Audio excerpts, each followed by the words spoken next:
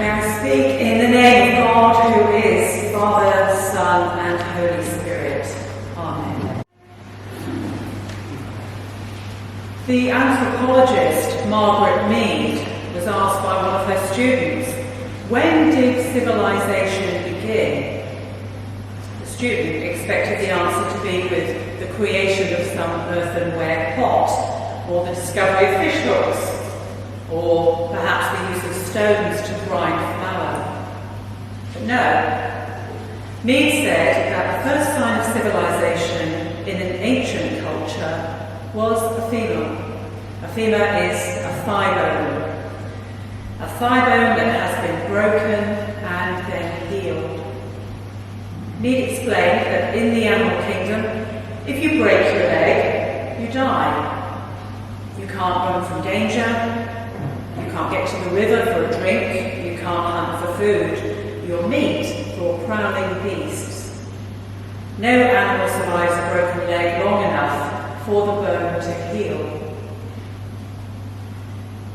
Margaret Mead said a broken femur that has healed is evidence that someone has taken time to stay with the one who has fallen, to bind up the wound. Someone has carried the person to safety and has tended the person through their recovery. Helping someone else through difficulty is where civilization starts. However, it is possible to be civilized in the sense of being compassionate without necessarily loving God. There are plenty of examples of good, caring, loving people and organisations that are completely without any religious motivation. But is it possible to love God and to be uncaring, uncompassionate and unloving towards others? I don't think so.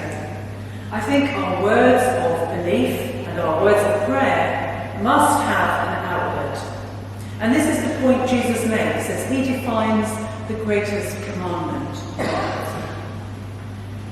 In the Gospel reading before us today, Jesus is asked a question by the Pharisees. Now the Pharisees want to trip Jesus up, and they go for the jugular. What is the greatest commandment? The Pharisees know the right answer, of course they do. They just want to know if Jesus knows the right answer. And he does. He gives the answer that is the one and only answer in the eyes of the Pharisees. Known as the Shema, Jesus quotes from this prayer that is said throughout the day by devoted Jews.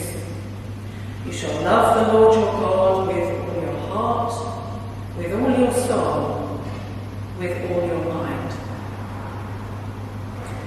The Shema is named from the Hebrew translation of the first word of the prayer, hear.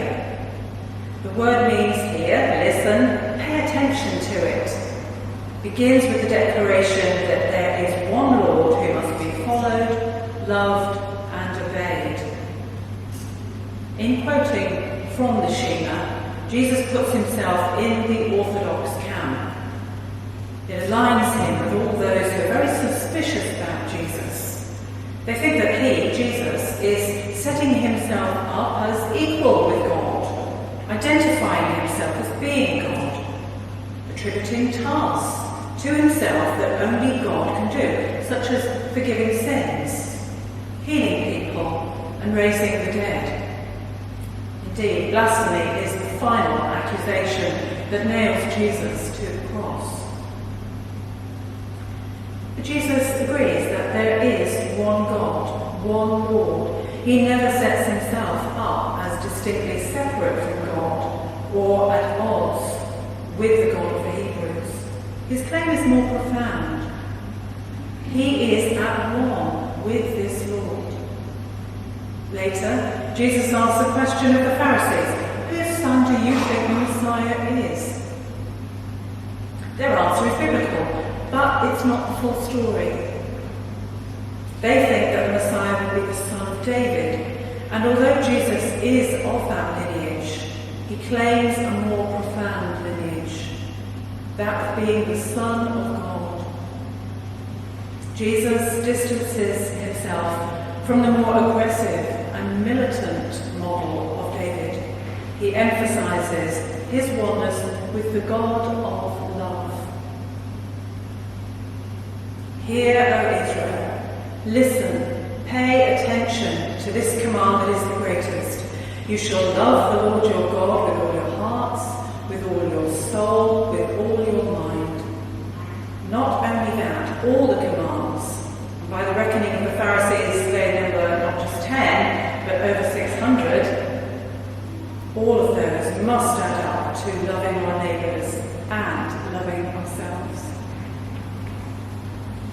As we continue to adjust and acclimatise to the new regime of life being lived with and around the COVID virus, we too must listen, hear and pay attention. We are commanded to love. But thankfully, we don't love just from our own resources. We're given a promise.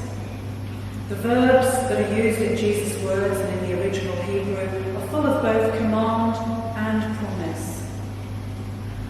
You must, you shall, you will.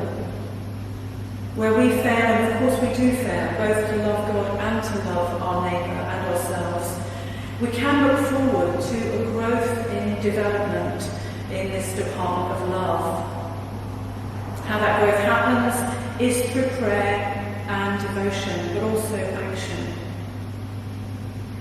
The poet Malcolm Guite, I think that's how you say his name, hears the wind in the trees and likens that to our hearing the voice of Christ in rivers and seas, in forests and in thunderclouds. His prayer is that Christ's voice, when we hear it, will do this: stir our sleeping conscience and recall us to the love we had abandoned. Lead us through parting mists of doubt, or fall upon us like a revelation. Plead with us upon Paul's behalf, and bleed out from compassion's wounds. Christ's voice, if we listen for it, can awaken our sleeping faith, recall us to our first love and dispel doubt. Christ's voice, if we pay attention to it, awakens us to the voices of the poor and the wounded. As the COVID restrictions continue, we might find we have many more opportunities to pray to God, to change and to be changed by God, as we come before Him with our hearts and souls and our minds, not just with our words. We get so used to repeating our words, don't we?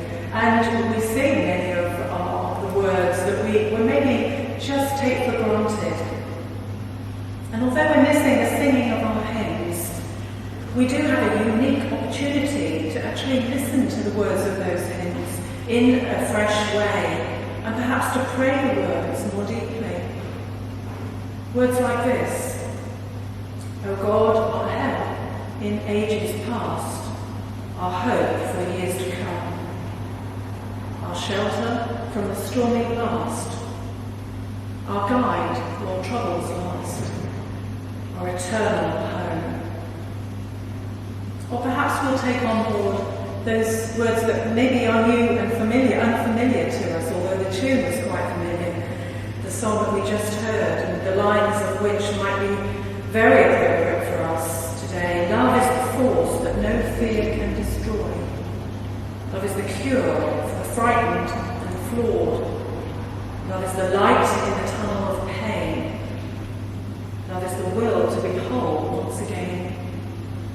Love is the trust of a friend on the road. God is where love is, for love is of God. Beautiful words. And then as we hear those words of command and promise, we turn to our neighbours to stay with those who have fallen, to bind up their wounds, to carry people to safety, and to tend those who journey through recovery. As Margaret Mead said, helping someone else through difficulty is where civilization starts. This turmoil in which we find ourselves may be a chance to reset the dials on civilization. And I would add that we need to hear the call to be patient, even with ourselves, as we offer ourselves compassion and as we reach out to others for the support that we might need. Listening, hearing, paying attention to God's command and his promise will cause our love to be more fruitful. And we have this opportunity born of the COVID pandemic both to contemplate God's commands and his promise, and to put our love into action. To conclude then, here are the final lines of Malcolm Green's poem, the outcome of hearing Christ's voice and his call to love. We'll do this. Raises our spirits till we dance for joy and gives us too a voice to sing his praises. May that come very soon. Amen.